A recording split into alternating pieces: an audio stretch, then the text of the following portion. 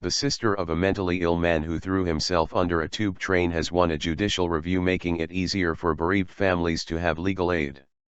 Joanna Letts was denied legal funding at the inquest into the death of her brother, who was able to leave hospital despite expressing suicidal thoughts. The current rules on emergency funding were found to be unlawful and the judgment could help families of the deceased at inquests into their deaths. Christopher Letts died in August 2013. He was killed at Tooting Bec station in South London, and although the single mother of 4 previously won the right to have legal representation, Friday's ruling should make it easier for other bereaved families. Mr. Justice Green's ruling overturns previous guidance which he said set the threshold for bereaved families needing legal aid too high in order to participate effectively at the inquest. The Ministry of Justice said it would be carefully considering the judgment. Jump through hoops.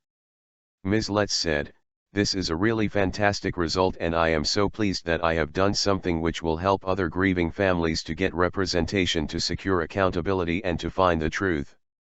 I could not have hoped for more. I wanted to do this for my brother and others who have lost someone they loved dearly."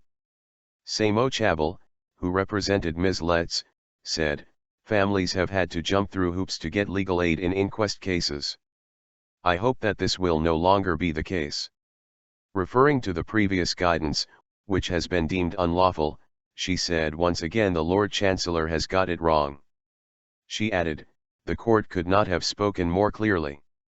I am certain that this guidance has led to injustice for many bereaved families who have been deprived of representation and therefore accountability and scrutiny into the death of their loved one at a time when they needed help." A spokeswoman for the Equality and Human Rights Commission, which acted as an independent expert in this case, said the right to life was the most precious human right a person can have.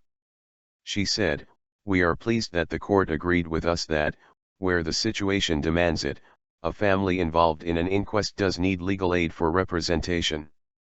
The inquest into the death of Mr. Letts is due to open on February 23.